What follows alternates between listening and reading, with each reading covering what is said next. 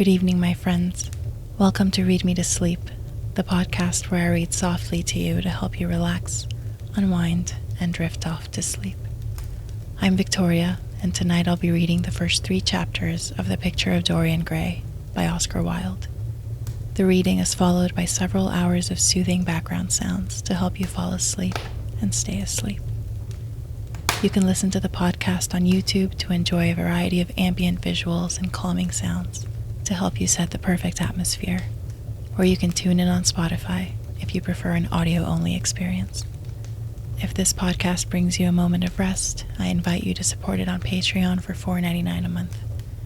There you'll get early access to 2 new ad-free episodes per week, full audiobooks, exclusive episodes, and more ways to customize your listening experience. You can also support by subscribing and leaving a like and a comment on YouTube and Spotify. Wherever you're listening from, I'm so glad you're here. Thank you for joining me tonight.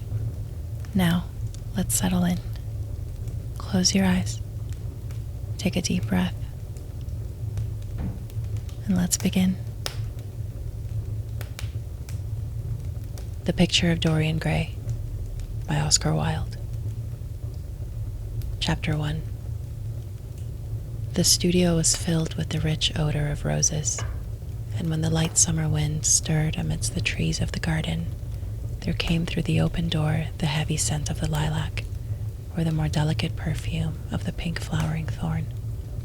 From the corner of the divan of Persian saddlebags on which he was lying, smoking, as was his custom, innumerable cigarettes, Lord Henry Wotton could just catch the gleam of the honey-sweet and honey-colored blossoms of a laburnum, whose tremulous branches seemed hardly able to bear the burden of a beauty so flame-like as theirs.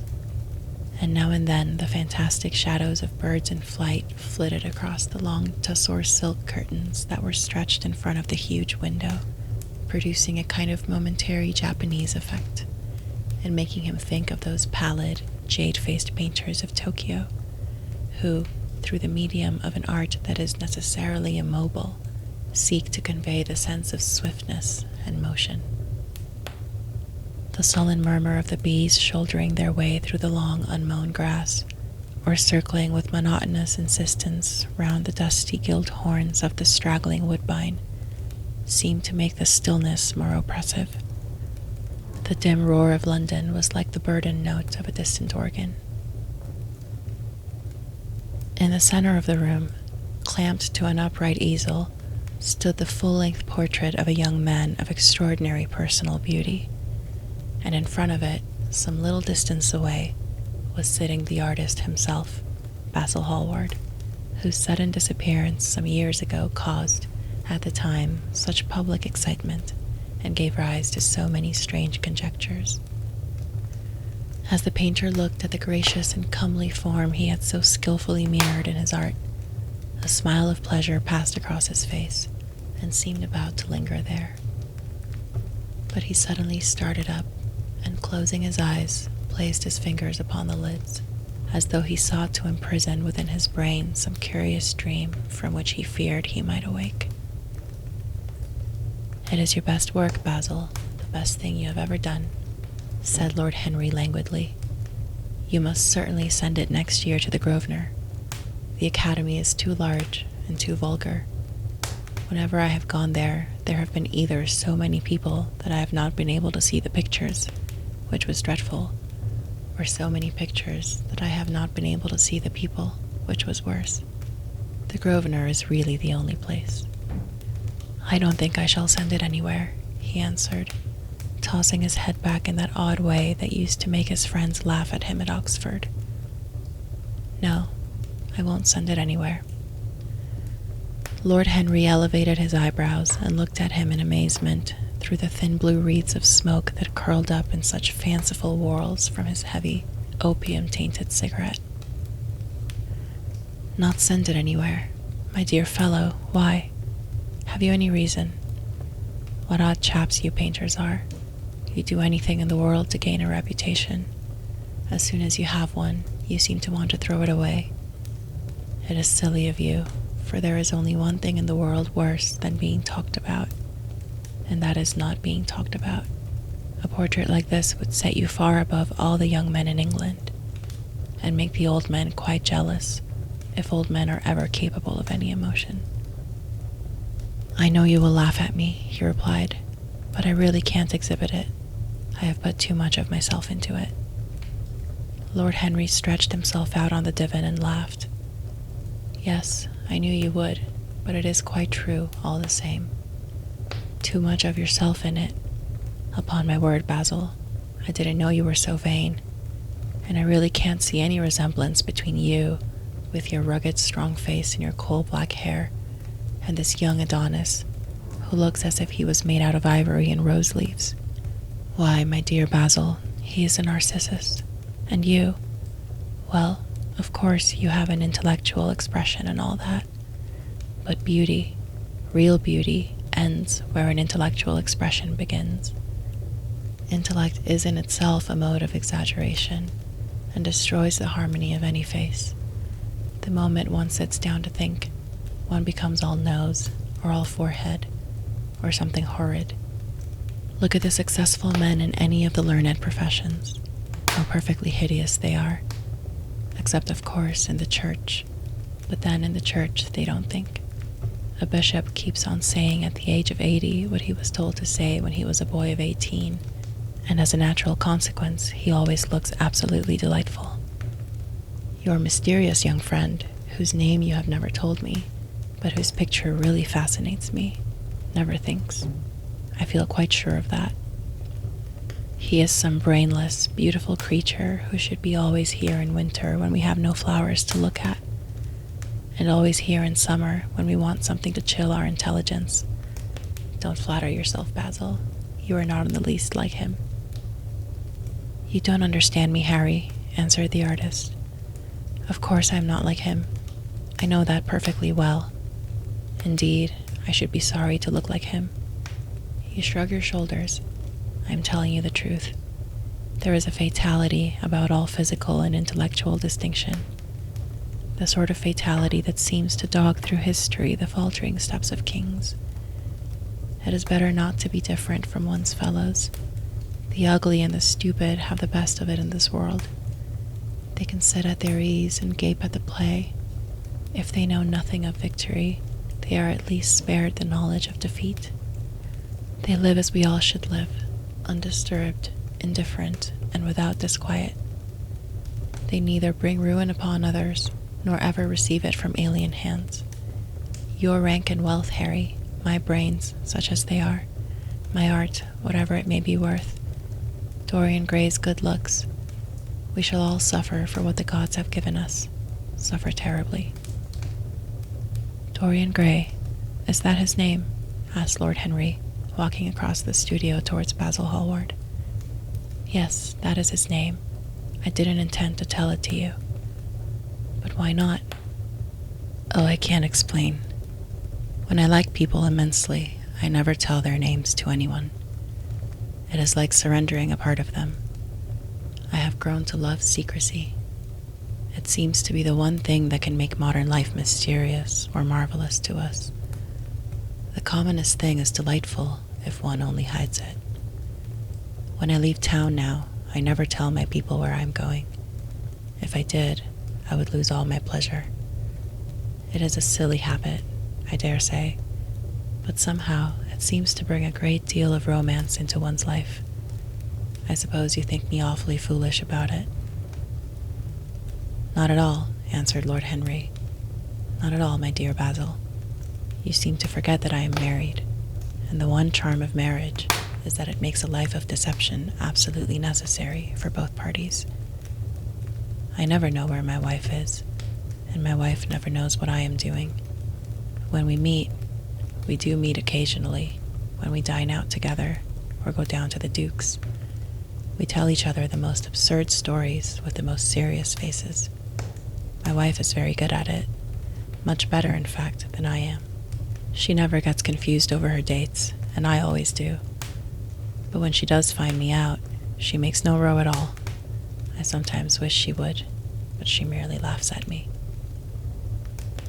I hate the way you talk about your married life, Harry, said Basil Hallward, strolling toward the door that led into the garden. I believe that you are really a very good husband, but that you are thoroughly ashamed of your own virtues. You are an extraordinary fellow. You never say a moral thing, and you never do a wrong thing. Your cynicism is simply a pose. Being natural is simply a pose, and the most irritating pose I know, cried Lord Henry, laughing. And the two young men went out into the garden together and ensconced themselves on a long bamboo seat that stood in the shade of a tall laurel bush. The sunlight slipped over the polished leaves. In the grass, white daisies were tremulous.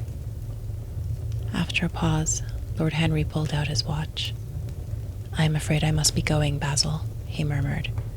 "And before I go, I insist on your answering a question I put to you some time ago."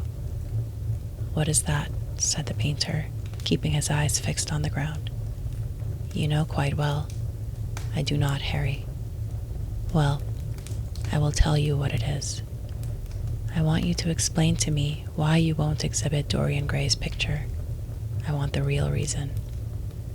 "I told you the real reason." "No, you did not. You said it was because there was too much of yourself in it. Now that is childish." "Harry," said Basil Hallward, looking him straight in the face, "every portrait that is painted with feeling is a portrait of the artist, not of the sitter. The sitter is merely the accident, the occasion. It is not he who is revealed by the painter. It is rather the painter who, on the colored canvas, reveals himself. The reason I will not exhibit this picture is that I am afraid that I have shown in it the secret of my own soul." Lord Henry laughed. "And what is that?" he asked. "I will tell you," said Hallward, but an expression of perplexity came over his face. "I am all expectation, Basil," continued his companion, glancing at him. "Oh, there is really very little to tell, Harry," answered the painter, "and I am afraid you will hardly understand it. Perhaps you will hardly believe it." Lord Henry smiled, and leaning down, plucked a pink-petaled daisy from the grass and examined it.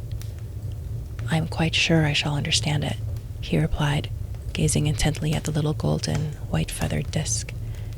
"And as for believing things, I can believe anything, provided that it is quite incredible." The wind shook some blossoms from the trees, and the heavy lilac blooms, with their clustering stars, moved to and fro in the languid air. A grasshopper began to chirrup by the wall, and like a blue thread, a long, thin dragonfly floated past on its brown gauze wings. Lord Henry felt as if he could hear Basil Hallward's heart beating, and wondered what was coming. "The story is simply this," said the painter after some time. 2 months ago, I went to a crush at Lady Brandon's. You know we poor artists have to show ourselves in society from time to time, just to remind the public that we are not savages. With an evening coat and a white tie, as you told me once, anybody, even a stockbroker, can gain a reputation for being civilized. Well, after I had been in the room about 10 minutes, talking to huge overdressed dowagers and tedious academicians, I suddenly became conscious that someone was looking at me. I turned halfway round and saw Dorian Gray for the first time. When our eyes met, I felt that I was growing pale. A curious sensation of terror came over me. I knew that I had come face to face with someone whose mere personality was so fascinating that if I allowed it to do so, it would absorb my whole nature, my whole soul, my very art itself. I did not want any external influence in my life. You know yourself, Harry, how independent I am by nature. I have always been my own master, had at least always been so, till I met Dorian Gray. Then, but I don't know how to explain it to you, something seemed to tell me that I was on the verge of a terrible crisis in my life. I had a strange feeling that fate had in store for me exquisite joys and exquisite sorrows. I grew afraid and turned to quit the room. It was not conscience that made me do so. It was a sort of cowardice. I take no credit to myself for trying to escape. Conscience and cowardice are really the same things, Basil. Conscience is the trade name of the firm, that is all. I don't believe that, Harry, and I don't believe you do either. However, whatever was my motive, and it may have been pride, for I used to be very proud, I certainly struggled to the door. There, of course, I stumbled against Lady Brandon. "You are not going to run away so soon, Mr. Hallward," she screamed out. You know, her curiously shrill voice. "Yes, she is a peacock in everything but beauty," said Lord Henry, pulling the daisy to bits with his long, nervous fingers. I could not get rid of her. She brought me up to royalties and people with stars and garters, and elderly ladies with gigantic tiaras and parrot noses. She spoke of me as her dearest friend. I had only met her once before, but she took it into her head to lionize me. I believe some picture of mine had made a great success at the time, at least had been chattered about in the penny newspapers, which is the 19th century standard of immortality. Suddenly I found myself face to face with the young man whose personality had so strangely stirred me. We were quite close, almost touching. Our eyes met again. It was reckless of me, but I asked Lady Brandon to introduce me to him. Perhaps it was not so reckless after all. It was simply inevitable. We would have spoken to each other without any introduction, I am sure of that. Dorian told me so afterwards. He, too, felt that we were destined to know each other. "And how did Lady Brandon describe this wonderful young man?" asked his companion. "I know she goes in for giving a rapid précis of all her guests. I remember her bringing me up to a truculent and red-faced old gentleman covered all over with orders and ribbons, and hissing into my ear, in a tragic whisper which must have been perfectly audible to everybody in the room, the most astounding details. I simply fled. I like to find out people for myself, but Lady Brandon treats her guests exactly as an auctioneer treats his goods. She either explains them entirely away or tells one everything about them except what one wants to know. Poor Lady Brandon, you are hard on her, Harry," said Hallward listlessly. "My dear fellow, she tried to found a salon and only succeeded in opening a restaurant. How could I admire her? But tell me, what did she say about Mr. Dorian Gray?" "Oh, something like, 'Charming boy, poor dear mother and I absolutely inseparable. Quite forget what he does. Afraid he doesn't do anything. Oh yes, plays the piano. Or is it the violin, dear Mr. Gray?' Neither of us could help laughing, and we became friends at once." "Laughter is not at all a bad beginning for a friendship, and it is far the best ending for one," said the young lord, plucking another daisy. Hallward shook his head. "You don't understand what friendship is, Harry," he murmured, "or what enmity is, for that matter. You like everyone, that is to say, you are indifferent to everyone." "How horribly unjust of you," cried Lord Henry, tilting his hat back and looking up at the little clouds that, like raveled skeins of glossy white silk, were drifting across the hollow turquoise of the summer sky. "Yes, horribly unjust of you. I make a great difference between people. I choose my friends for their good looks, my acquaintances for their good characters, and my enemies for their good intellects. A man cannot be too careful in the choice of his enemies. I have not got one who is a fool. They are all men of some intellectual power, and consequently they all appreciate me. Is that very vain of me?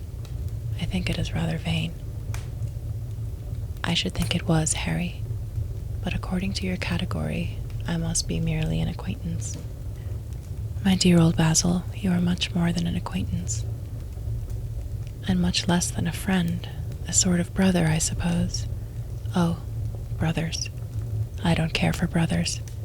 My elder brother won't die, and my younger brothers seem never to do anything else." "Harry," exclaimed Hallward, frowning.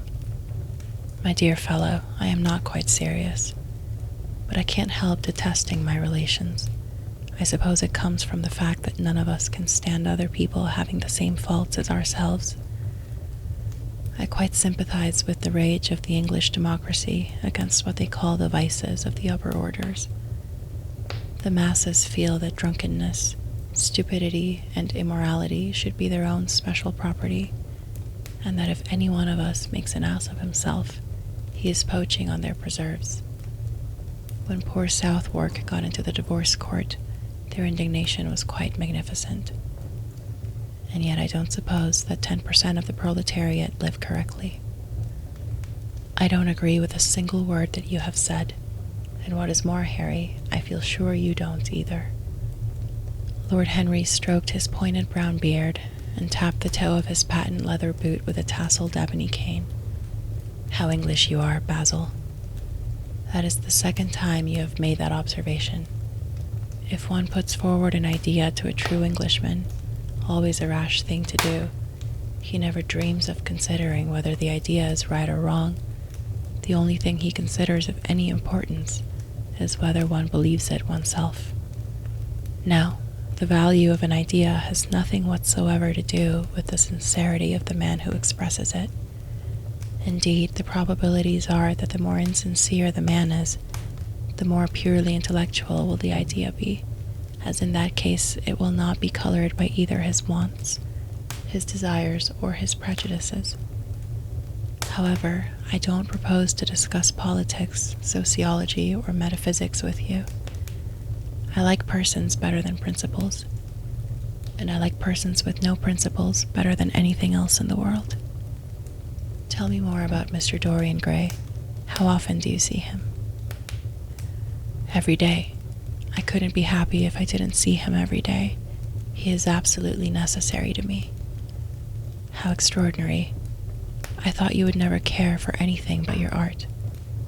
He is all my art to me now, said the painter gravely.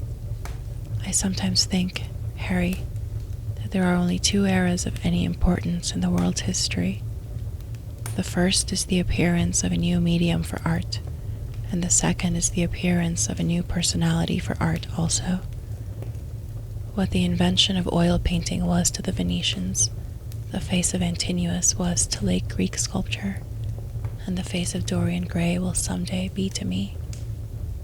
It is not merely that I paint from him, draw from him, sketch from him.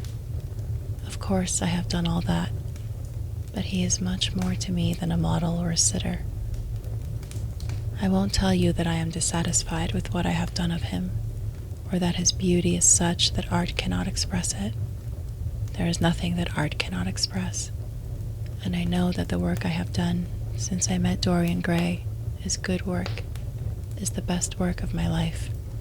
But in some curious way, I wonder will you understand me?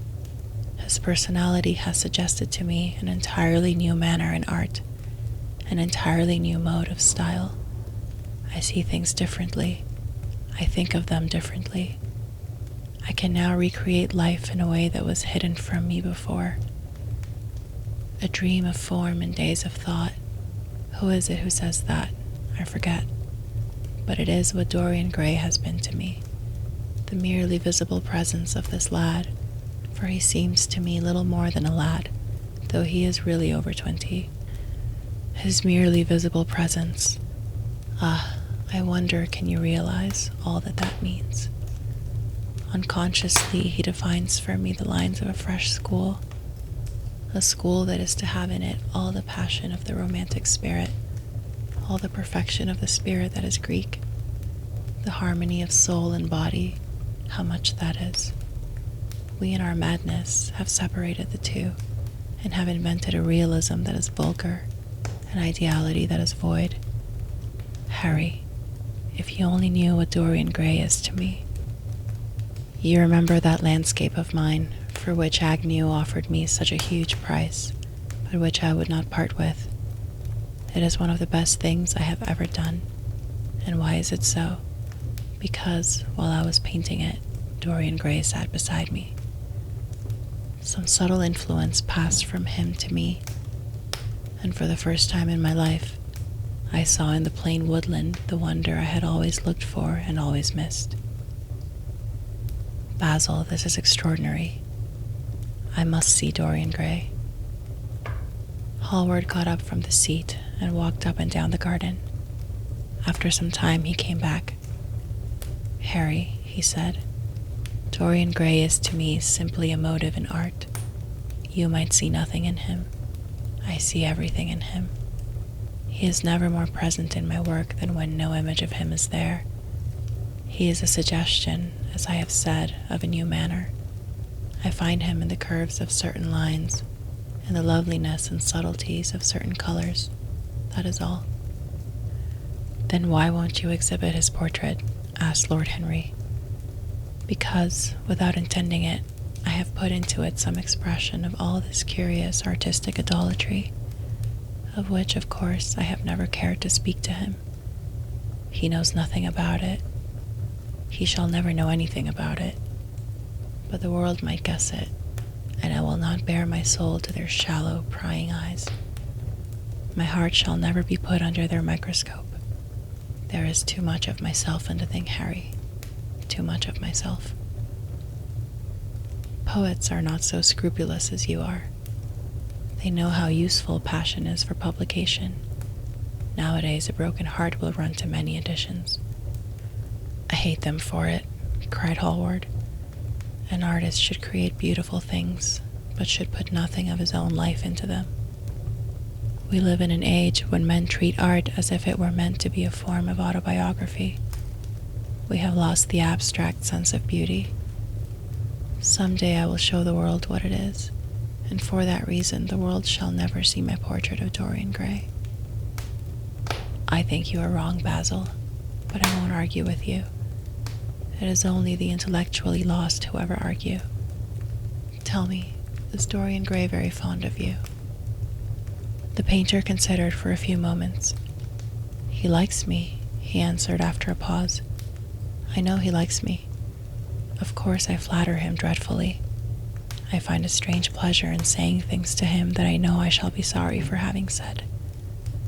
As a rule, he is charming to me, and we sit in the studio and talk of 1,000 things.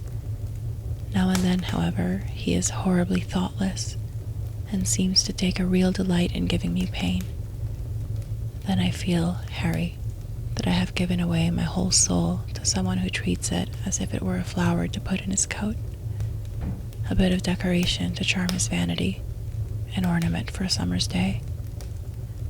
"Days in summer, Basil, are apt to linger," murmured Lord Henry. "Perhaps you will tire sooner than he will. It is a sad thing to think of, but there is no doubt that genius lasts longer than beauty. That accounts for the fact that we all take such pains to overeducate ourselves. In the wild struggle for existence, we want to have something that endures, and so we fill our minds with rubbish and facts in the silly hope of keeping our place. The thoroughly well-informed man, that is the modern ideal, and the mind of the thoroughly well-informed man is a dreadful thing. It is like a bric-a-brac shop, all monsters and dust, with everything priced above its proper value. I think you will tire first, all the same. Some day you will look at your friend, and he will seem to you to be a little out of drawing, or you won't like his tone of color, or something. You will bitterly reproach him in your own heart, and seriously think that he has behaved very badly to you. The next time he calls, you will be perfectly cold and indifferent. It will be a great pity, for it will alter you. What you have told me is quite a romance of art, one might call it, and the worst of having a romance of any kind is that it leaves one so unromantic. Harry, don't talk like that. As long as I live, the personality of Dorian Gray will dominate me. You can't feel what I feel. You change too often." "Ah, my dear Basil, that is exactly why I can feel it. Those who are faithful know only the trivial side of love. It is the faithless who know love's tragedies." And Lord Henry struck a light on a dainty silver case and began to smoke a cigarette with a self-conscious and satisfied air, as if he had summed up the world in a phrase. There was a rustle of chirruping sparrows in the green lacquer leaves of the ivy, and the blue cloud shadows chased themselves across the grass like swallows. How pleasant it was in the garden, and how delightful other people's emotions were, much more delightful than their ideas, it seemed to him. One's own soul and the passions of one's friends, those were the fascinating things in life. He pictured to himself with silent amusement the tedious luncheon that he had missed by staying so long with Basil Hallward. Had he gone to his aunt's, he would have been sure to have met Lord Goodbody there, and the whole conversation would have been about the feeding of the poor and the necessity for model lodging houses. Each class would have preached the importance of those virtues, for whose exercise there was no necessity in their own lives. The rich would have spoken on the value of thrift, and the idle grown eloquent over the dignity of labor. It was charming to have escaped all that. As he thought of his aunt, an idea seemed to strike him. He turned to Hallward and said, "My dear fellow, I have just remembered." "Remembered what, Harry?" "Where I heard the name Dorian Gray." "Where was it?" asked Hallward with a slight frown. "Don't look so angry, Basil." "It was at my aunt, Lady Agatha's. She told me she had discovered a wonderful young man who was going to help her in the East End, and that his name was Dorian Gray. I am bound to state that she never told me he was good-looking. Women have no appreciation of good looks. At least, good women have not. She said that he was very earnest and had a beautiful nature. I had once pictured to myself a creature with spectacles and lank hair, horribly freckled, and tramping about on huge feet. I wish I had known it was your friend.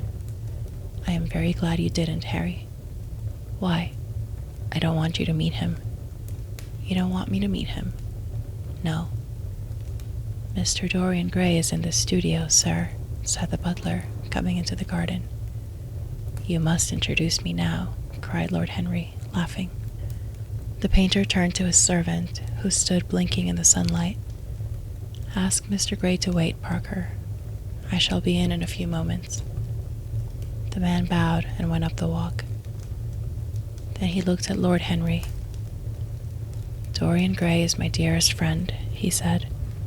"He has a simple and a beautiful nature. Your aunt was quite right in what she said of him. Don't spoil him. Don't try to influence him. Your influence would be bad. The world is wide and has many marvelous people in it. Don't take away from me the one person who gives to my art whatever charm it possesses. My life as an artist depends on him. Mind, Harry, I trust you."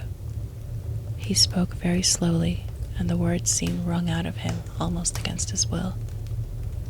"What nonsense you talk," said Lord Henry, smiling, and taking Hallward by the arm, he almost led him into the house. Chapter 2. As they entered, they saw Dorian Gray. He was seated at the piano, with his back to them, turning over the pages of a volume of Schumann's forest scenes. "You must lend me these, Basil," he cried. "I want to learn them. They are perfectly charming." "That entirely depends on how you sit today, Dorian."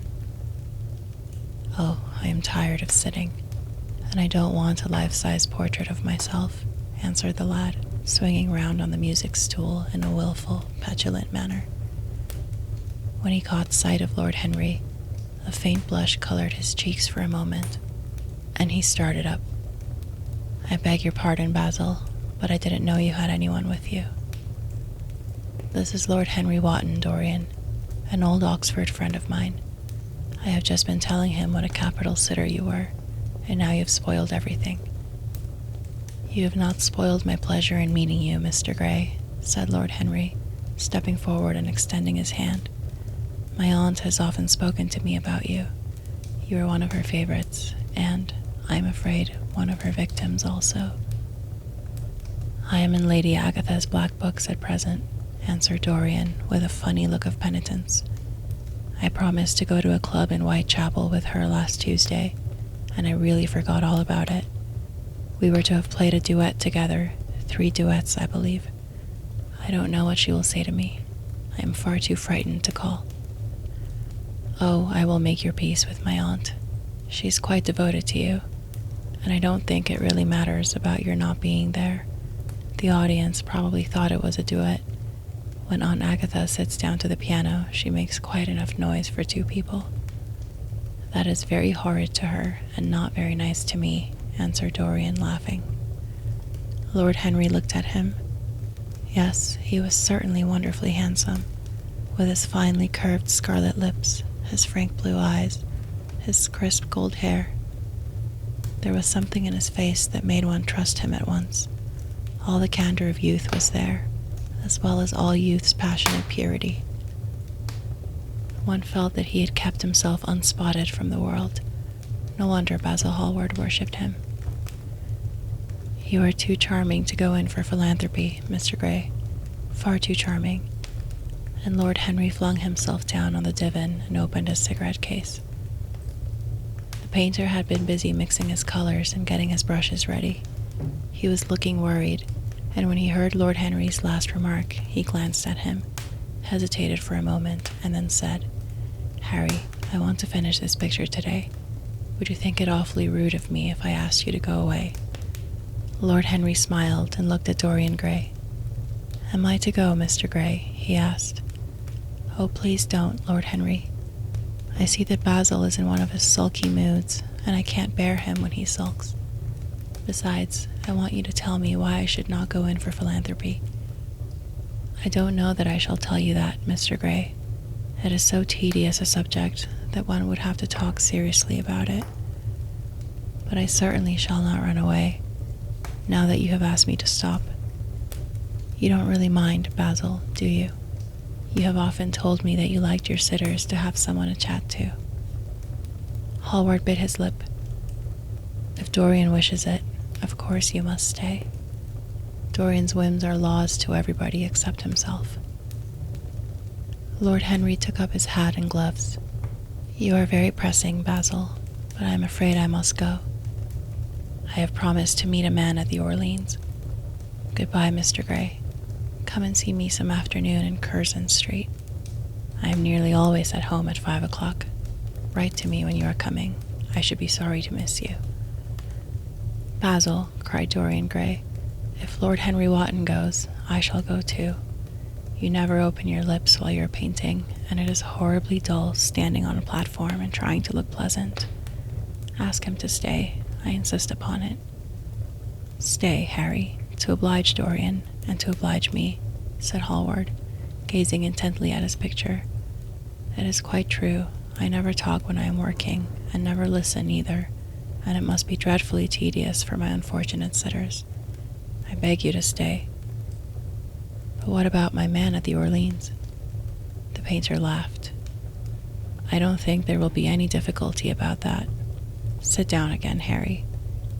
And now, Dorian, get up on the platform and don't move about too much, or pay any attention to what Lord Henry says. He has a very bad influence over all his friends, with the single exception of myself." Dorian Gray stepped up on the dais with the air of a young Greek martyr, and made a little moo of discontent to Lord Henry, to whom he had rather taken a fancy. He was so unlike Basil. They made a delightful contrast, and he had such a beautiful voice. After a few moments he said to him, "Have you really a very bad influence, Lord Henry, as bad as Basil says?" "There is no such thing as a good influence, Mr. Gray. All influence is immoral from the scientific point of view." "Why?" "Because to influence a person is to give him one's own soul. He does not think his natural thoughts or burn with his natural passions. His virtues are not real to him. His sins, if there are such things as sins, are borrowed. He becomes an echo of someone else's music, an actor of a part that has not been written for him. The aim of life is self-development, to realize one's nature perfectly. That is what each of us is here for. People are afraid of themselves nowadays. They have forgotten the highest of all duties, the duty that one owes to one's self. Of course they are charitable. They feed the hungry and clothe the beggar. But their own souls starve and are naked. Courage has gone out of our race. Perhaps we never really had it. The terror of society, which is the basis of morals, the terror of God, which is the secret of religion. These are the two things that govern us. And yet, just turn your head a little more to the right, Dorian, like a good boy, said the painter, deep in his work and conscious only that a look had come into the lad's face that he had never seen there before. And yet, continued Lord Henry in his low, musical voice, and with that graceful wave of the hand that was always so characteristic of him, and that he had even in his Eton days, I believe that if one man were to live out his life fully and completely, were to give form to every feeling, expression to every thought, reality to every dream, I believe that the world would gain such a fresh impulse of joy that we would forget all the maladies of medievalism and return to the Hellenic ideal, to something finer, richer than the Hellenic ideal, it may be. But the bravest man among us is afraid of himself. The mutilation of the savage has its tragic survival in the self-denial that mars our lives. We are punished for our refusals. Every impulse that we strive to strangle broods in the mind and poisons us. The body sins once, and has done with its sin, for action is a mode of purification. Nothing remains then but the recollection of a pleasure or the luxury of a regret. The only way to get rid of a temptation is to yield to it. Resist it, and your soul grows sick with longing for the things it has forbidden to itself, with desire for what its monstrous laws have made monstrous and unlawful. It has been said that the great events of the world take place in the brain. It is in the brain, and the brain only, that the great sins of the world take place also. You, Mr. Gray, you yourself, with your rose-red youth and your rose-white boyhood, you have had passions that have made you afraid, thoughts that have filled you with terror, daydreams and sleeping dreams whose mere memory might stain your cheek with shame. Stop, faltered Dorian Gray. Stop, you bewilder me.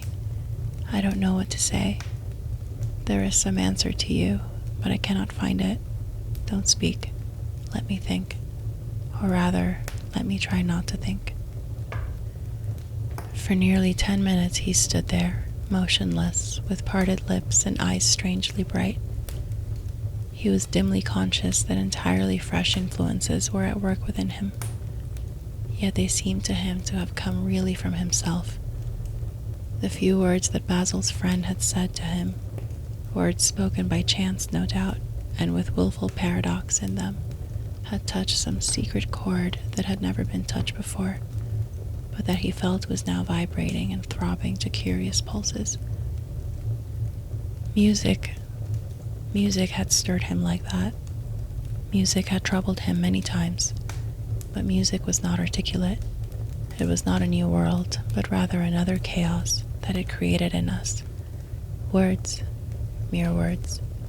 How terrible they were. How clear and vivid and cruel. One could not escape from them. And yet, what a subtle magic there was in them. They seemed to be able to give a plastic form to formless things, and to have a music of their own as sweet as that of viol or of lute. Mere words. Was there anything so real as words? Yes. There had been things in his boyhood that he had not understood. He understood them now. Life suddenly became fiery-colored to him. It seemed to him that he had been walking in fire. Why had he not known it? With his subtle smile, Lord Henry watched him. He knew the precise psychological moment when to say nothing. He felt intensely interested. He was amazed at the sudden impression that his words had produced, and, remembering a book that he had read when he was 16, a book which had revealed to him much that he had not known before, he wondered whether Dorian Gray was passing through a similar experience. He had merely shot an arrow into the air. Had it hit the mark? How fascinating the lad was. Hallward painted away with that marvelous bold touch of his, that had the true refinement and perfect delicacy that in art, at any rate, comes only from strength. He was unconscious of the silence. Basil, I am tired of standing, cried Dorian Gray suddenly. I must go out and sit in the garden. The air is stifling here. My dear fellow, I am so sorry. When I am painting, I can't think of anything else. But you never sat better. You were perfectly still, and I have caught the effect I wanted, the half-parted lips and the bright look in the eyes. I don't know what Harry has been saying to you, but he has certainly made you have the most wonderful expression. I suppose he has been paying you compliments. You mustn't believe a word that he says. He has certainly not been paying me compliments. Perhaps that is the reason that I don't believe anything he has told me. You know you believe it all, said Lord Henry, looking at him with his dreamy, languorous eyes. I will go out to the garden with you. It is horribly hot in the studio. Basil, let us have something iced to drink. Something with strawberries in it. Certainly, Harry. Just touch the bell, and when Parker comes, I will tell him what you want. I have got to work up to this background, so I will join you later on. Don't keep Dorian too long. I have never been in better form for painting than I am today. This is going to be my masterpiece. It is my masterpiece as it stands. Lord Henry went out to the garden and found Dorian Gray burying his face in the great cool lilac blossoms, feverishly drinking in their perfume as if it had been wine. He came close to him and put his hand upon his shoulder. "You are quite right to do that," he murmured. "Nothing can cure the soul but the senses, just as nothing can cure the senses but the soul." The lad started and drew back. He was bareheaded, and the leaves had tossed his rebellious curls and tangled all their gilded threads.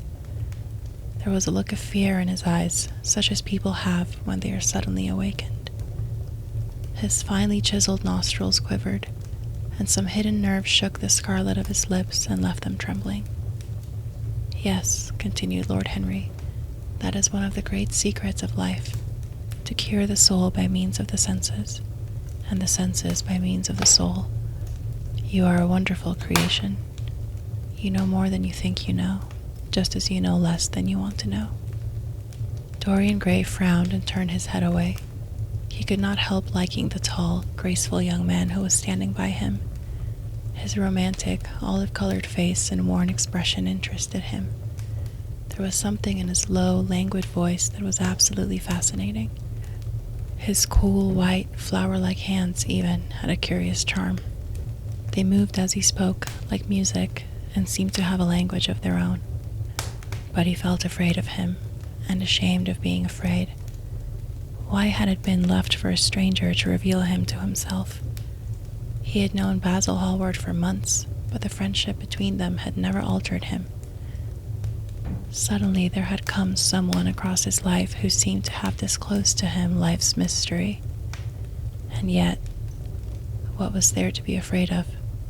He was not a schoolboy or a girl. It was absurd to be frightened. "Let us go and sit in the shade," said Lord Henry. "Parker has brought out the drinks, and if you stay any longer in this glare, you will be quite spoiled, and Basil will never paint you again. You really must not allow yourself to become sunburnt. It would be unbecoming." "What can it matter?" cried Dorian Gray, laughing, as he sat down on the seat at the end of the garden. "It should matter everything to you, Mr. Gray."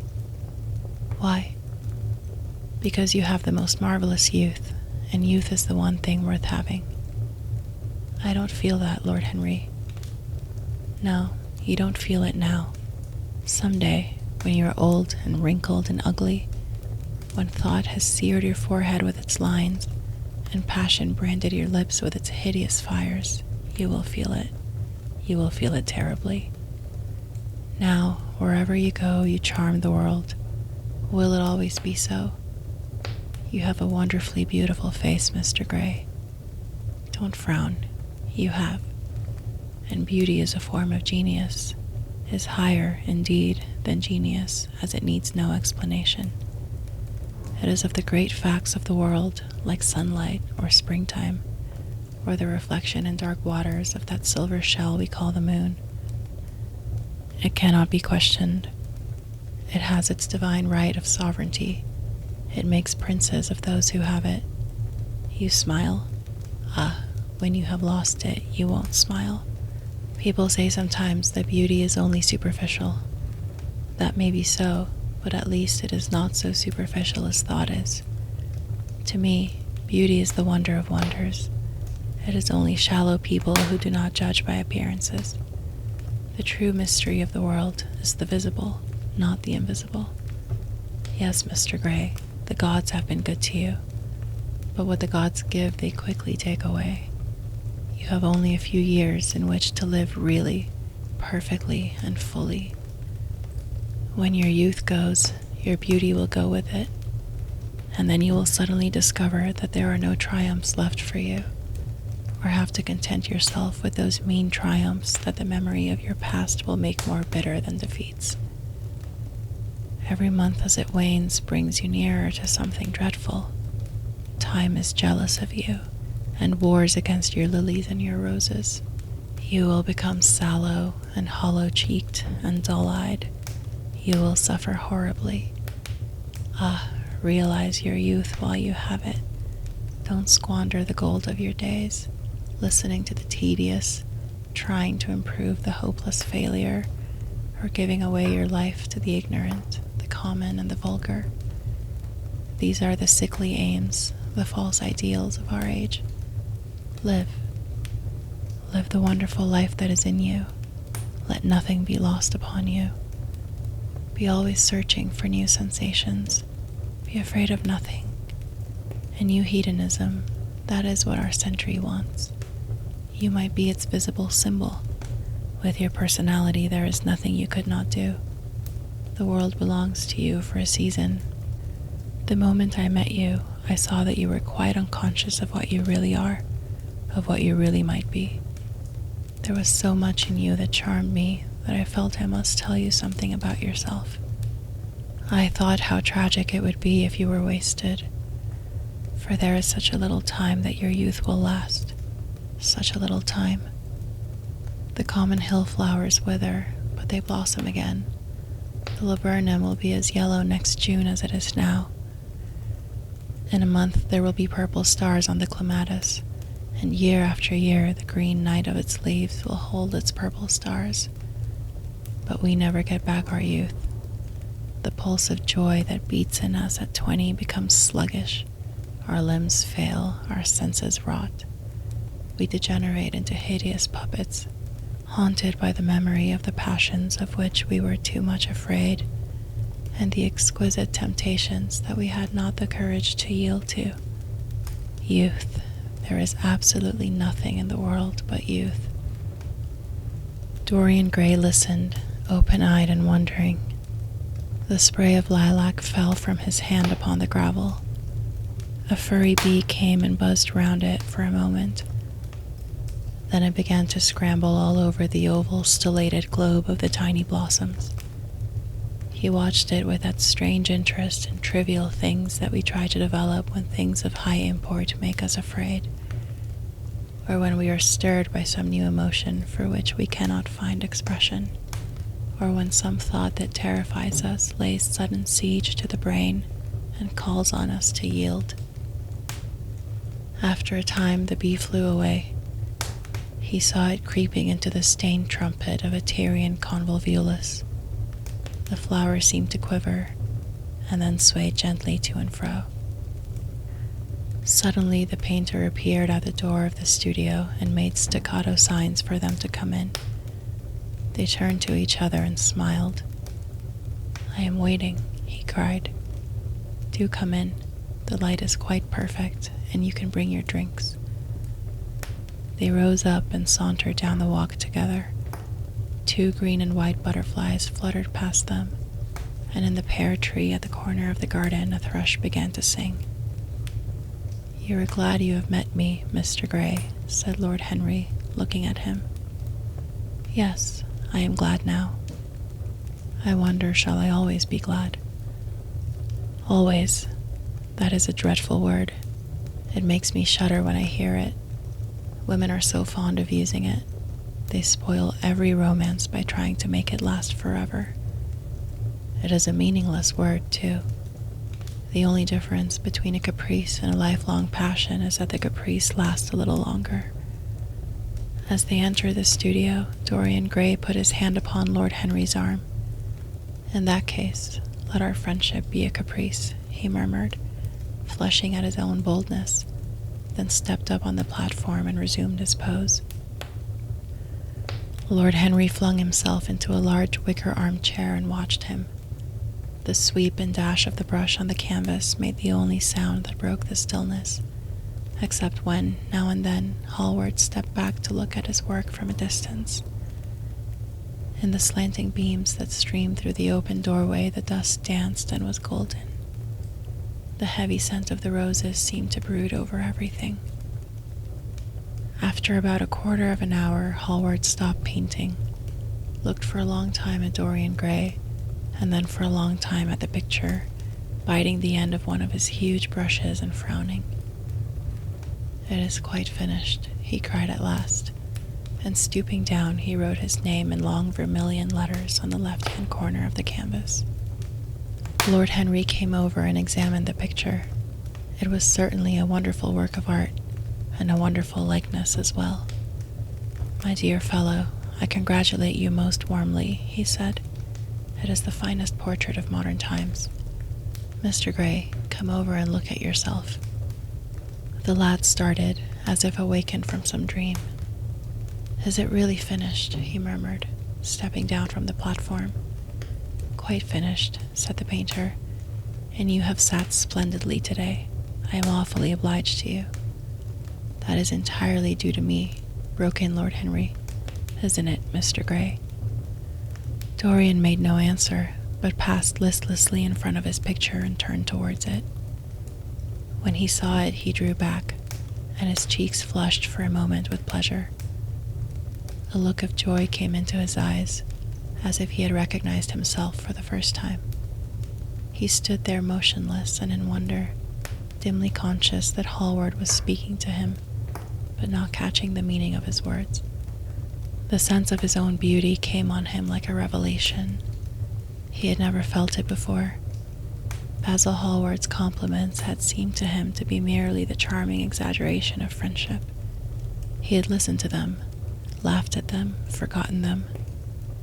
They had not influenced his nature. Then had come Lord Henry Wotton with his strange panegyric on youth, his terrible warning of its brevity. That had stirred him at the time, and now, as he stood gazing at the shadow of his own loveliness, the full reality of the description flashed across him. Yes, there would be a day when his face would be wrinkled and wizen, his eyes dim and colorless, the grace of his figure broken and deformed. The scarlet would pass away from his lips and the gold steal from his hair. The life that was to make his soul would mar his body. He would become dreadful, hideous, and uncouth. As he thought of it, a sharp pang of pain struck through him like a knife and made each delicate fiber of his nature quiver. His eyes deepened into amethyst, and across them came a mist of tears. He felt as if a hand of ice had been laid upon his heart. "Don't you like it?" cried Hallward at last, stung a little by the lad's silence, not understanding what it meant. "Of course he likes it," said Lord Henry. "Who wouldn't like it? It is one of the greatest things in modern art. I will give you anything you like to ask for it. I must have it." "It is not my property, Harry." "Whose property is it?" "Dorian's, of course," answered the painter. "He is a very lucky fellow." "How sad it is," murmured Dorian Gray with his eyes still fixed upon his own portrait. "How sad it is. I shall grow old and horrible and dreadful, but this picture will remain always young. It will never be older than this particular day of June. If it were only the other way, if it were I who was to be always young, and the picture that was to grow old, for that I would give everything. Yes, there is nothing in the whole world I would not give. I would give my soul for that." "You would hardly care for such an arrangement, Basil," cried Lord Henry, laughing. It would be rather hard lines on your work. I should object very strongly, Harry, said Hallward. Dorian Gray turned and looked at him. I believe you would, Basil. You like your art better than your friends. I am no more to you than a green bronze figure. Hardly as much, I dare say. The painter stared in amazement. It was so unlike Dorian to speak like that. What had happened? He seemed quite angry. His face was flushed and his cheeks burning. Yes, he continued, I am less to you than your ivory Hermes or your silver fawn. You will like them always. How long will you like me? Till I have my first wrinkle, I suppose. I know now that when one loses one's good looks, whatever they may be, one loses everything. Your picture has taught me that. Lord Henry Wotton is perfectly right. Youth is the only thing worth having. When I find that I am growing old, I shall kill myself. Hallward turned pale and caught his hand. Dorian, he cried, don't talk like that. I have never had such a friend as you, and I shall never have such another. You are not jealous of material things, are you? You who are finer than any of them. I am jealous of everything whose beauty does not die. I am jealous of the portrait you have painted of me. Why should it keep what I must lose? Every moment that passes takes something from me and gives something to it. Oh, if it were only the other way. If the picture could change and I could be always what I am now. Why did you paint it? It will mock me someday, mock me horribly. The hot tears welled into his eyes. He tore his hand away, and flinging himself on the divan, he buried his face in the cushions as though he was praying. This is your doing, Harry, said the painter bitterly. Lord Henry shrugged his shoulders. It is the real Dorian Gray, that is all. It is not. If it is not, what have I to do with it? You should have gone away when I asked you, he muttered. I stayed when you asked me, was Lord Henry's answer. Harry, I can't quarrel with my two best friends at once, but between you both, you have made me hate the finest piece of work I have ever done, and I will destroy it. What is it but canvas and color? I will not let it come across our 3 lives and mar them. Dorian Gray lifted his golden head from the pillow, and with pallid face and tear-stained eyes looked at him as he walked over to the deal painting table that was set beneath the high curtained window. What was he doing there? His fingers were straying about among the litter of tin tubes and dry brushes, seeking for something. Yes, it was for the long palette knife, with its thin blade and lithe steel. He had found it at last. He was going to rip up the canvas.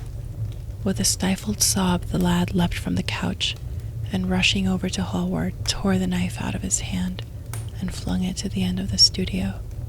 Don't, Basil, don't, he cried. It would be murder. I am glad you appreciate my work at last, Dorian, said the painter coldly when he had recovered from his surprise. I never thought you would. Appreciate it? I am in love with it, Basil. It is part of myself. I feel that. Well, as soon as you are dry, you shall be varnished and framed and sent home. Then you can do what you like with yourself. And he walked across the room and rang the bell for tea. You will have tea, of course, Dorian, and so will you, Harry. Or do you object to such simple pleasures? I adore simple pleasures, said Lord Henry. They are the last refuge of the complex. But I don't like scenes, except on the stage. What absurd fellows you are, both of you. I wonder who it was to find man as a rational animal. It was the most premature definition ever given. Man is many things, but he is not rational. I am glad he is not, after all, though I wish you chaps would not squabble over the picture. You had much better let me have it, Basil. This silly boy doesn't really want it, and I really do. If you let anyone have it but me, Basil, I shall never forgive you, cried Dorian Gray, and I don't allow people to call me a silly boy. You know the picture is yours, Dorian. I gave it to you before it existed. And you know you have been a little silly, Mr. Gray, and that you don't really object to being reminded that you are extremely young. I should have objected very strongly this morning, Lord Henry. Ah, this morning. You have lived since then. There came a knock at the door, and the butler entered with a laden tea tray and set it down upon a small Japanese table. There was a rattle of cups and saucers and the hissing of a fluted Georgian urn. 2 globe-shaped china dishes were brought in by a page. Dorian Gray went over and poured out the tea. The 2 men sauntered languidly to the table and examined what was under the covers. "Let us go to the theater tonight," said Lord Henry. "There is sure to be something on, somewhere. I have promised to dine at White's, but it is only with an old friend, so I can send him a wire to say that I am ill, or that I am prevented from coming in consequence of a subsequent engagement. I think that would be a rather nice excuse. It would have all the surprise of candor." "It is such a bore putting on one's dress clothes," muttered Hallward. "And when one has them on, they are so horrid." "Yes," answered Lord Henry dreamily. "The costume of the 19th century is detestable. It is so somber, so depressing. Sin is the only real color element left in modern life. You really must not say things like that before Dorian, Harry." "Before which Dorian? The one who is pouring out tea for us, or the one in the picture?" "Before either." "I should like to come to the theater with you, Lord Henry," said the lad. "Then you shall come. And you will come too, Basil, won't you?" "I can't, really. I would sooner not. I have a lot of work to do." "Well then, you and I will go alone, Mr. Gray." "I should like that awfully." The painter bit his lip and walked over, cup in hand, to the picture. "I shall stay with the real Dorian," he said sadly. "Is it the real Dorian?" cried the original of the portrait, strolling across to him. "Am I really like that?" "Yes, you are just like that. How wonderful, Basil. At least you are like it in appearance, but it will never alter," sighed Hallward. "That is something." "What a fuss people make about fidelity," exclaimed Lord Henry. "Why, even in love it is purely a question for physiology. It has nothing to do with our own will. Young men want to be faithful and are not. Old men want to be faithless and cannot. That is all one can say." "Don't go to the theater tonight, Dorian," said Hallward. "Stop and dine with me." "I can't, Basil." "Why?" "Because I have promised Lord Henry Wotton to go with him. He won't like you the better for keeping your promises. He always breaks his own. I beg you not to go." Dorian Gray laughed and shook his head. "I entreat you." The lad hesitated and looked over at Lord Henry, who was watching them from the tea table with an amused smile. "I must go, Basil," he answered. "Very well," said Hallward, and he went over and laid down his cup on the tray. "It is rather late, and as you have to dress, you had better lose no time. Goodbye, Harry. Goodbye, Dorian. Come and see me soon. Come tomorrow." "Certainly. You won't forget?" "No, of course not," cried Dorian. "And, Harry." "Yes, Basil." "Remember what I asked you when we were in the garden this morning?" "I have forgotten it." "I trust you." "I wish I could trust myself," said Lord Henry, laughing. "Come, Mr. Gray, my hansom is outside, and I can drop you at your own place. Goodbye, Basil. It has been a most interesting afternoon." As the door closed behind them, the painter flung himself down on a sofa, and a look of pain came into his face. Chapter 3. At 12:30 the next day, Lord Henry Wotton strolled from Curzon Street over to the Albany to call on his uncle, Lord Fermor, a genial if somewhat rough-mannered old bachelor, whom the outside world called selfish because it derived no particular benefit from him, but who was considered generous by society as he fed the people who amused him.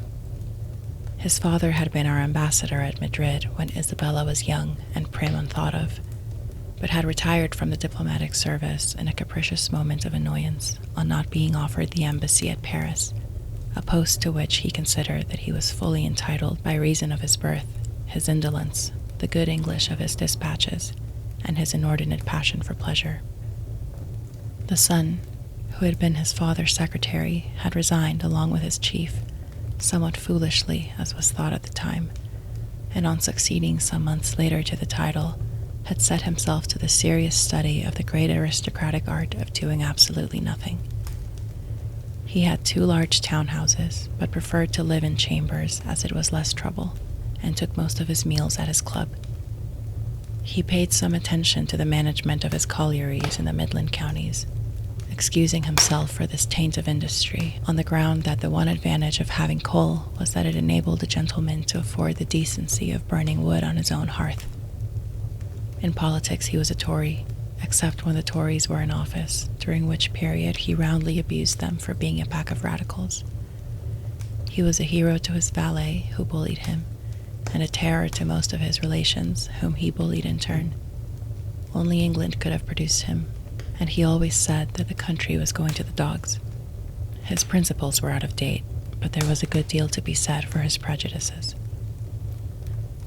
When Lord Henry entered the room, he found his uncle sitting in a rough shooting coat, smoking a cheroot and grumbling over the Times.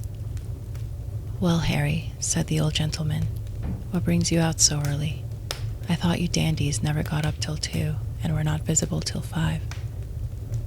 "Pure family affection, I assure you, Uncle George. I want to get something out of you." "Money, I suppose," said Lord Fermor, making a wry face.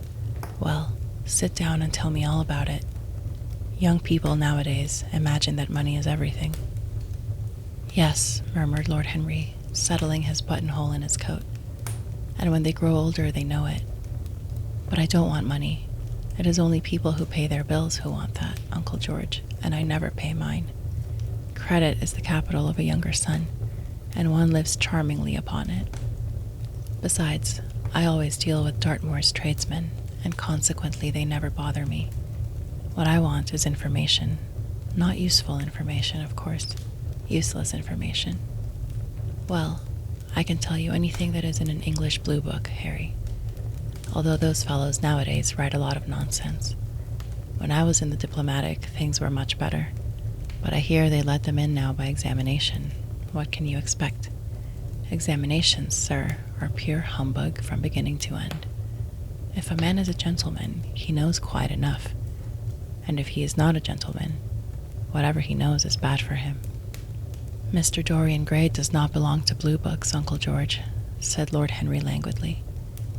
"Mr. Dorian Gray, who is he?" asked Lord Fermor, knitting his bushy white eyebrows. "This is what I have come to learn, Uncle George.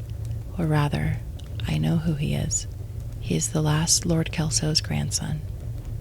His mother was a Devereux, Lady Margaret Devereux. I want you to tell me about his mother. What was she like? Whom did she marry?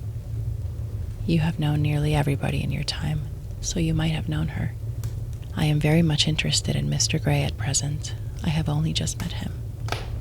"Kelso's grandson," echoed the old gentleman. "Kelso's grandson, of course. I knew his mother intimately. I believe I was at her christening. She was an extraordinarily beautiful girl, Margaret Devereux, and made all the men frantic by running away with a penniless young fellow, a mere nobody, sir, a subaltern in a foot regiment, or something of that kind. Certainly, I remember the whole thing as if it happened yesterday. The poor chap was killed in a duel at Spa a few months after the marriage. There was an ugly story about it. They said Kelso got some rascally adventurer, some Belgian brute, to insult his son-in-law in public. Paid him, sir, to do it, paid him. And that the fellow spitted his man as if he had been a pigeon. The thing was hushed up, but egad, Kelso ate his chop alone at the club for some time afterwards. He brought his daughter back with him, I was told, and she never spoke to him again. Oh yes, it was a bad business. The girl died too, died within a year. So she left a son, did she? I had forgotten that. What sort of boy is he? If he's like his mother, he must be a good-looking chap. He is very good-looking, assented Lord Henry. I hope he will fall into proper hands, continued the old man. He should have a pot of money waiting for him, if Kelso did the right thing by him. His mother had money, too. All the Selby property came to her, through her grandfather. Her grandfather hated Kelso, thought him a mean dog. He was, too. Came to Madrid once when I was there. Egad, I was ashamed of him. The Queen used to ask me about the English noble who was always quarreling with the cabmen about their fares. They made quite a story of it. I didn't dare show my face at court for a month. I hope he treated his grandson better than he did the Jarvies. I don't know, answered Lord Henry. I fancy that the boy will be well off. He is not of age yet. He has Selby, I know. He told me so. And his mother was very beautiful? Margaret Devereux was one of the loveliest creatures I ever saw, Harry. What on earth induced her to behave as she did, I never could understand. She could have married anybody she chose. Carlington was mad after her. She was romantic, though. All the women of that family were. The men were a poor lot, but egad, the women were wonderful. Carlington went on his knees to her, told me so himself. She laughed at him, and there wasn't a girl in London at the time who wasn't after him. And by the way, Harry, talking about silly marriages, what is this humbug your father tells me about Dartmoor wanting to marry an American? Ain't English girls good enough for him? It is rather fashionable to marry Americans just now, Uncle George. I'll back English women against the world, Harry, said Lord Fermor, striking the table with his fist. The betting is on the Americans. They don't last, I am told, muttered his uncle. A long engagement exhausts them, but they are capital at a steeplechase. They take things flying. I don't think Dartmoor has a chance. Who are her people? Grumbled the old gentleman. Has she got any? Lord Henry shook his head. American girls are as clever at concealing their parents as English women are at concealing their past, he said, rising to go. They are pork packers, I suppose. I hope so, Uncle George, for Dartmoor's sake. I am told that pork packing is the most lucrative profession in America, after politics. Is she pretty? She behaves as if she was beautiful. Most American women do. It is the secret of their charm.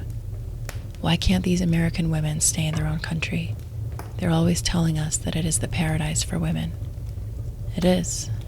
That is the reason why, like Eve, they are so excessively anxious to get out of it, said Lord Henry. Goodbye, Uncle George. I shall be late for lunch if I stop any longer. Thanks for giving me the information I wanted. I always like to know everything about my new friends and nothing about my old ones. Where are you lunching, Harry? At Aunt Agatha's. I have asked myself and Mr. Gray.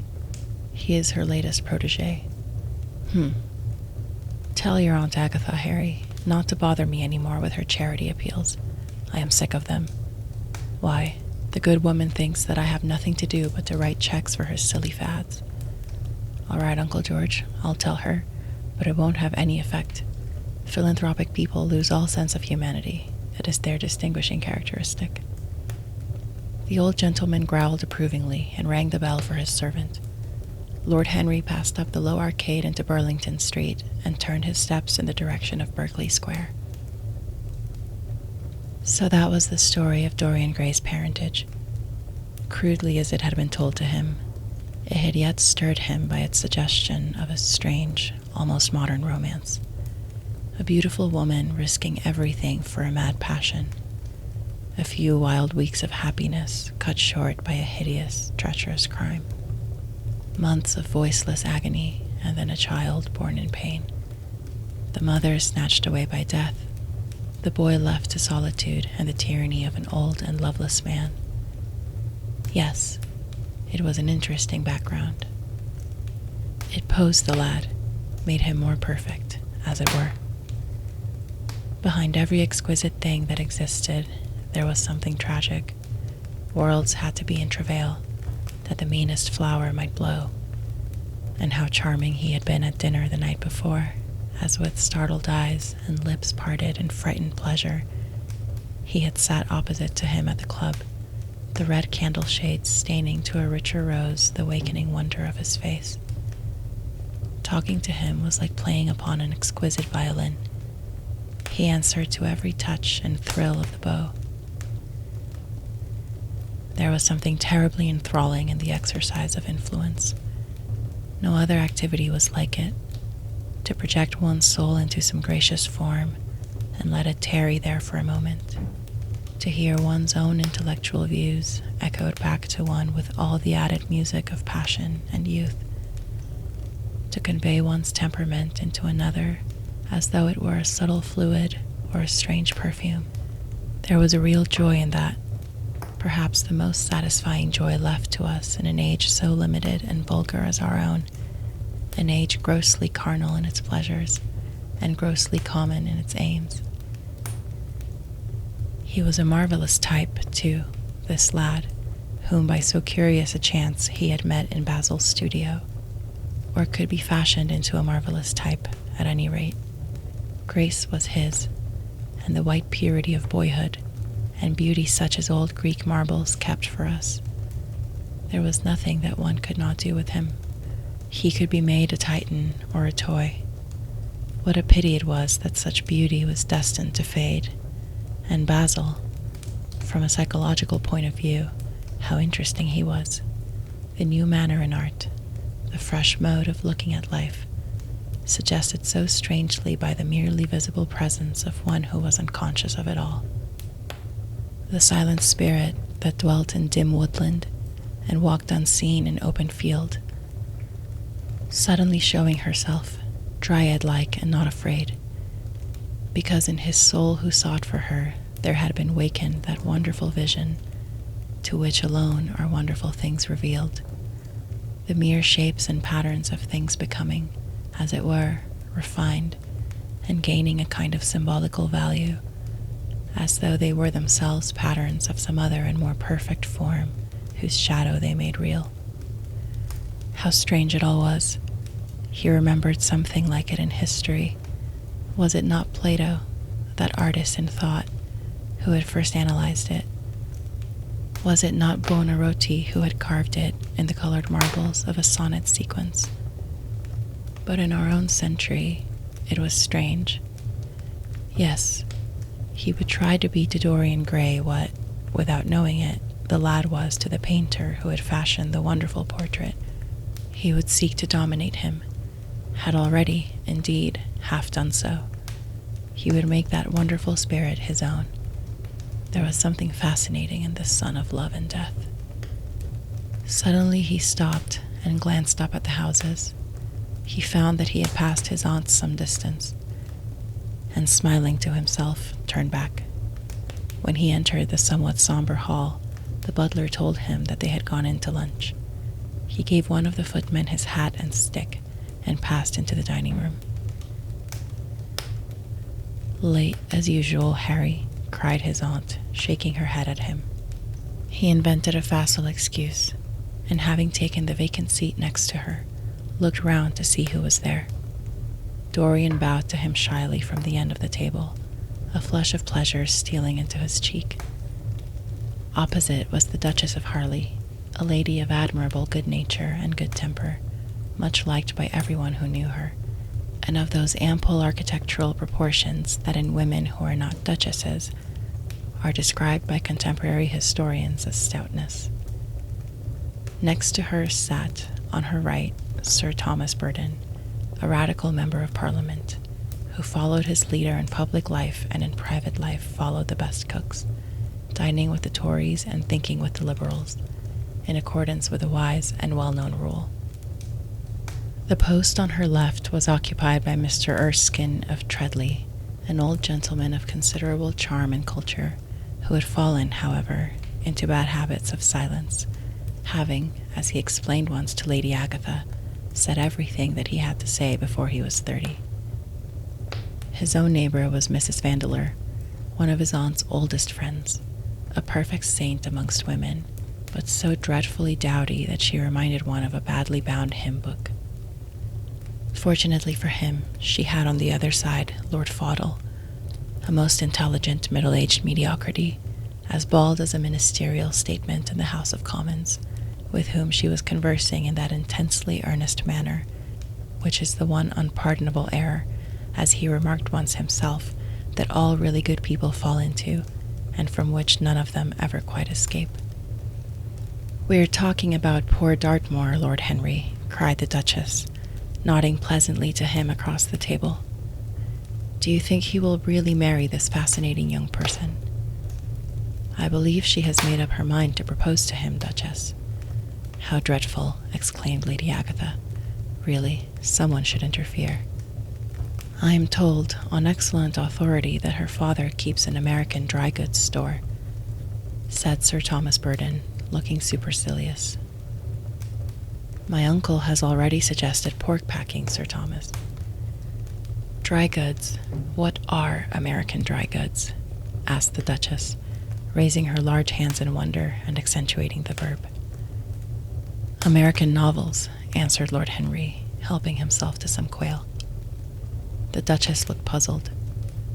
"Don't mind him, my dear," whispered Lady Agatha. "He never means anything that he says."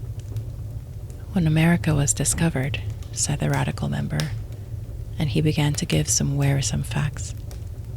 Like all people who try to exhaust a subject, he exhausted his listeners. The Duchess sighed and exercised her privilege of interruption. "I wish to goodness it never had been discovered at all," she exclaimed. "Really, our girls have no chance nowadays. It is most unfair.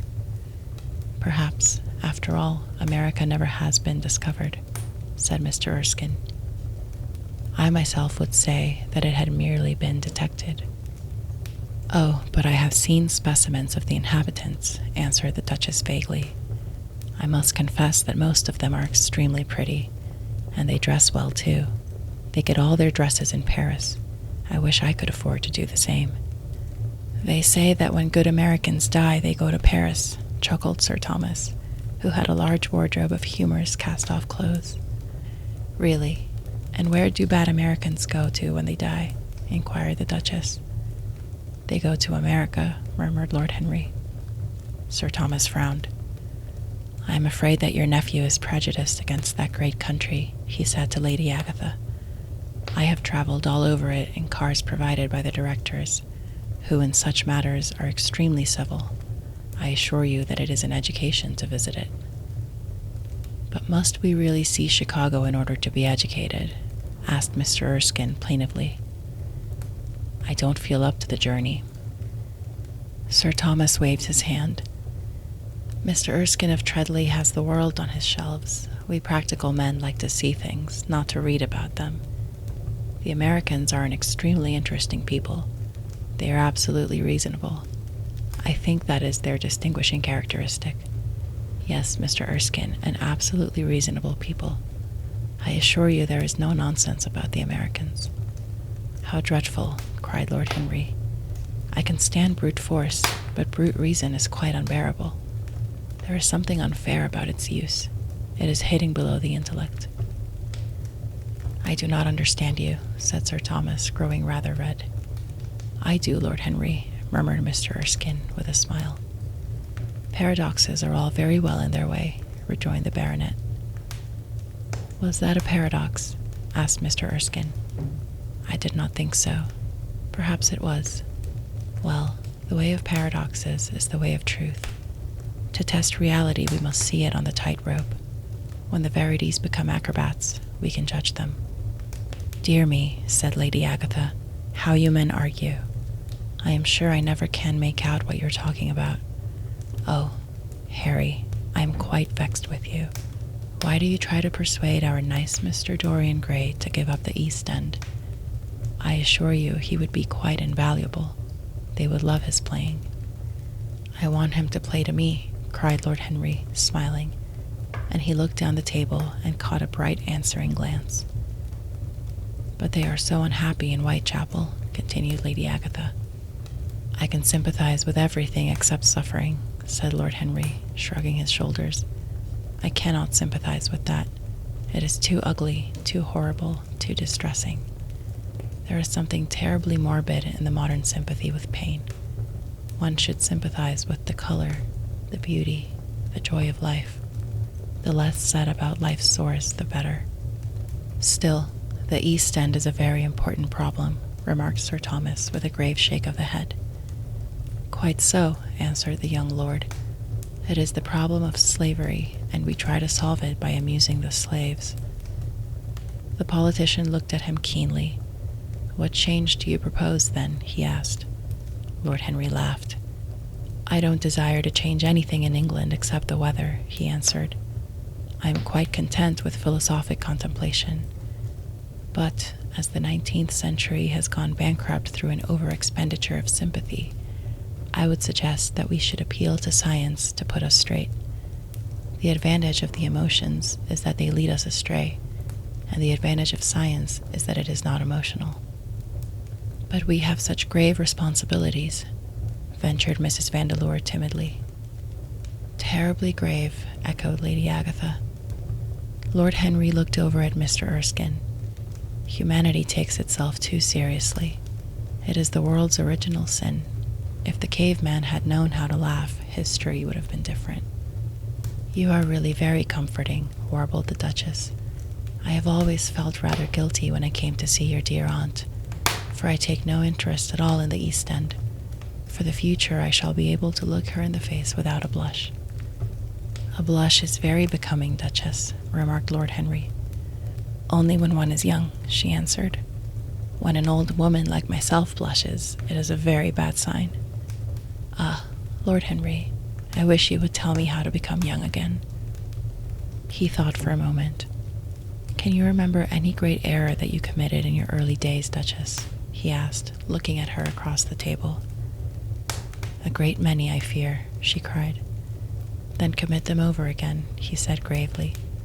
To get back one's youth, one has merely to repeat one's follies. A delightful theory, she exclaimed. I must put it into practice. A dangerous theory came from Sir Thomas's tight lips. Lady Agatha shook her head, but could not help being amused. Mr. Erskine listened. Yes, he continued, that is one of the great secrets of life. Nowadays most people die of a sort of creeping common sense, and discover when it is too late that the only things one never regrets are one's mistakes. A laugh ran round the table.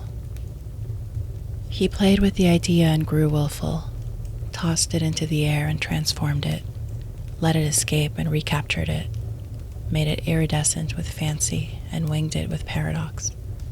The praise of folly, as he went on, soared into a philosophy, and philosophy herself became young, and catching the mad music of pleasure, wearing, one might fancy, her wine-stained robe and wreath of ivy, danced like a bacchante over the hills of life, and mocked the slow Silenus for being sober. Facts fled before her like frightened forest things. Her white feet trod the huge press at which wise Omar sits, till the seething grape juice rose round her bare limbs in waves of purple bubbles, or crawled in red foam over the vat's black, dripping, sloping sides. It was an extraordinary improvisation. He felt that the eyes of Dorian Gray were fixed on him, and the consciousness that amongst his audience there was one whose temperament he wished to fascinate seemed to give his wit keenness and to lend color to his imagination. He was brilliant, fantastic, irresponsible. He charmed his listeners out of themselves, and they followed his pipe, laughing. Dorian Gray never took his gaze off him, but sat like one under a spell, smiles chasing each other over his lips, and wonder growing grave in his darkening eyes. At last, liveried in the costume of the age, reality entered the room in the shape of a servant to tell the Duchess that her carriage was waiting. She wrung her hands in mock despair. How annoying, she cried. I must go. I have to call for my husband at the club, to take him to some absurd meeting at Willis's rooms, where he is going to be in the chair. If I am late, he is sure to be furious, and I couldn't have a scene in this bonnet. It is far too fragile. A harsh word would ruin it. No, I must go, dear Agatha. Goodbye, Lord Henry. You are quite delightful and dreadfully demoralizing. I am sure I don't know what to say about your views. You must come and dine with us some night. Tuesday. Are you disengaged Tuesday? For you I would throw over anybody, Duchess, said Lord Henry with a bow. Ah, that is very nice and very wrong of you, she cried. So mind you come. And she swept out of the room, followed by Lady Agatha and the other ladies. When Lord Henry had sat down again, Mr. Erskine moved round, and taking a chair close to him, placed his hand upon his arm. You talk books away, he said. Why don't you write one? I am too fond of reading books to care to write them, Mr. Erskine. I should like to write a novel, certainly. A novel that would be as lovely as a Persian carpet and as unreal.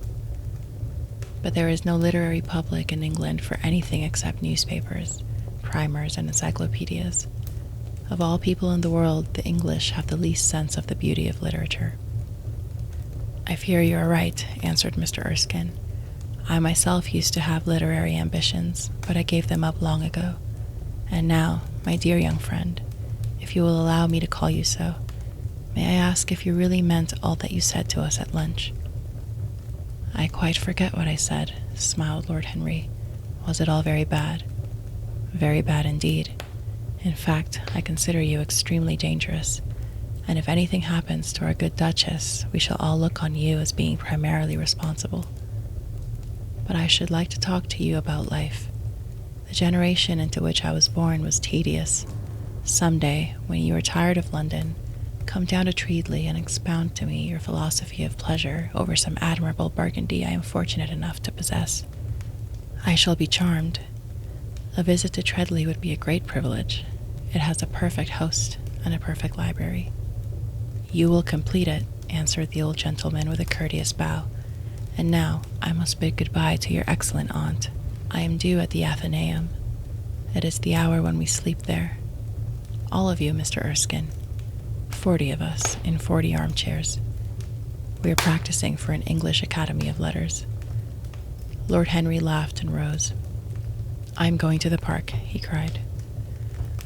As he was passing out of the door, Dorian Gray touched him on the arm. Let me come with you, he murmured. But I thought you had promised Basil Hallward to go and see him, answered Lord Henry. I would sooner come with you. Yes, I feel I must come with you. Do let me. And you will promise to talk to me all the time. No one talks so wonderfully as you do. Ah, I have talked quite enough for today, said Lord Henry, smiling. All I want now is to look at life. You may come and look at it with me, if you care to.